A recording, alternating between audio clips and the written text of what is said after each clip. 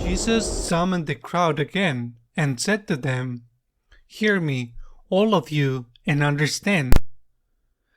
Nothing that enters one from outside can defile that person, but the things that come out from within in are what defile."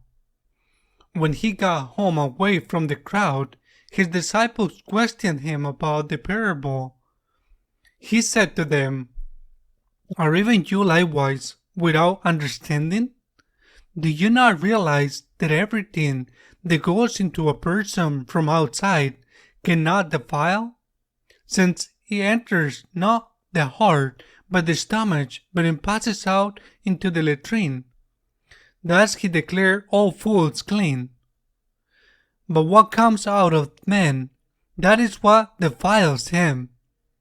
From within the man, from his heart, from evil thoughts, unchastity, theft, murder, adultery, greed, malice, deceit, licentiousness, envy, blasphemy, arrogance, folly. All this evil come from within in, and they defile. The Gospel of the Lord. It must have been very difficult for the apostles and the early Christians to accept that they were not impure food. For us, this is normal, but we are Christians living almost 2,000 years later.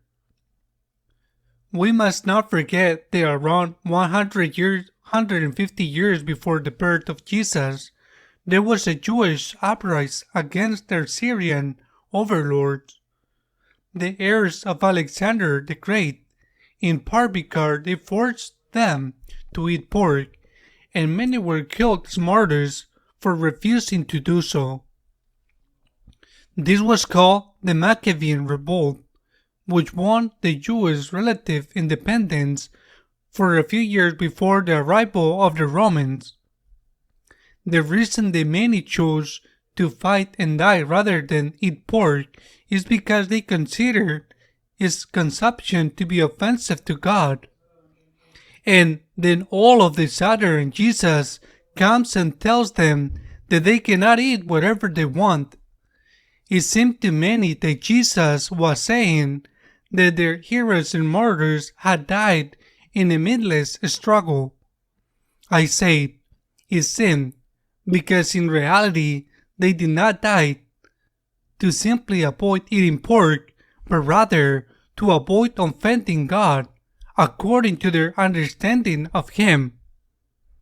For the Jewish people, it was a horrible sacrilege to eat impure foods. Jesus liberates mankind from this prohibition, as He is the supreme lawgiver, God Himself, and as such, has the authority to do so. He often said, "You have heard it said, but I tell you." In this case, it was a great liberation which enormously helped in evangelization. However, we shouldn't think that the commandments of Jesus are easier than the Jewish laws. It's true, we can eat pork and other foods, but the Lord demands more.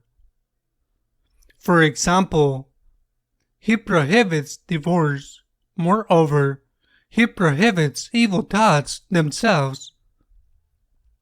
The Lord called us not only to avoid evil actions, but to avoid planning evil.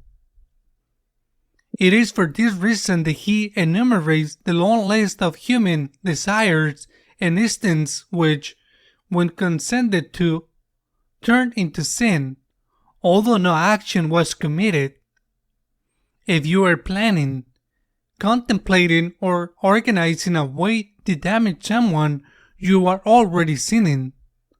As such, Catholic morality has always been the most stringent and elevated, because it demands perfection just as God is perfect, and it is demanded of you because God gives you the grace and strength to fulfill it. God is kind and gives you mercy if you fail, but the bar is set very high. The Lord wants us to be saints and does not want us to fall into the sin of evil thoughts, as evil thoughts ultimately give birth to evil actions. Amen.